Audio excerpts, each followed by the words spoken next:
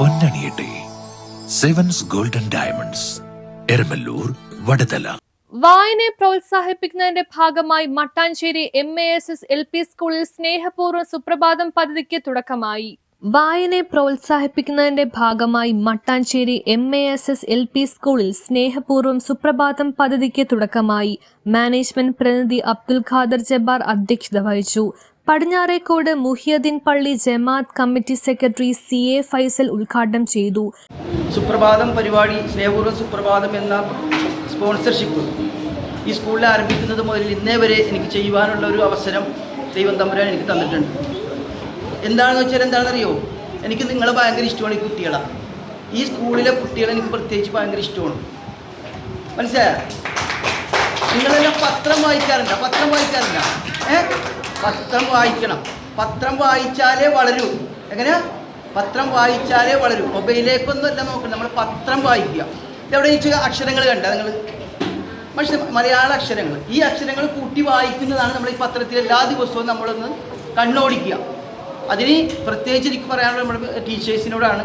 അവർക്കത് ചെയ്യുവാനുള്ള പ്രചോദനം നിങ്ങളുടെ ഭാഗത്തു നിന്നുണ്ടാകണം. നമ്മൾ ചെയ്യുന്ന ഓരോ കാര്യങ്ങളും ഫലവത്ത ഒരു കുട്ടിയെങ്കിലും അത് നാളെ ഉപകാരപ്പെടുന്ന രീതിയിലേക്ക് വളർന്നു വന്നാൽ നമുക്ക് അഭിമാനിക്കാം.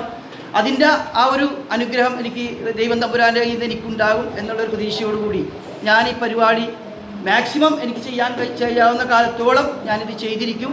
അതുകൊണ്ട് നിങ്ങളെല്ലാവരുടെയും സഹകരണം എനിക്കുണ്ടാകണമെന്ന് മാത്രം പറഞ്ഞുകൊണ്ട് നിർത്തുന്നു. സുപ്രഭാതം പത്രത്തെക്കുറിച്ച് അതിൻ്റെ എഡിറ്റോറിയലുകൾ സംസാരിച്ച് കഴിഞ്ഞ് 10-12 കൊല്ലമായി നമ്മളെ വിദ്യാലയത്തിൽ ഈ പത്രം വന്നുകൊണ്ടിരിക്കുന്നത്. സുപ്രധാനമായ തീരുമാനവുമായിട്ടാണ് ഇപ്പോൾ ഇവിടെ കടന്നു വന്നിരിക്കുന്നത്. നമ്മൾ വായിച്ച് വലുതാക്കുക, വിഷയങ്ങൾ അറിയുക.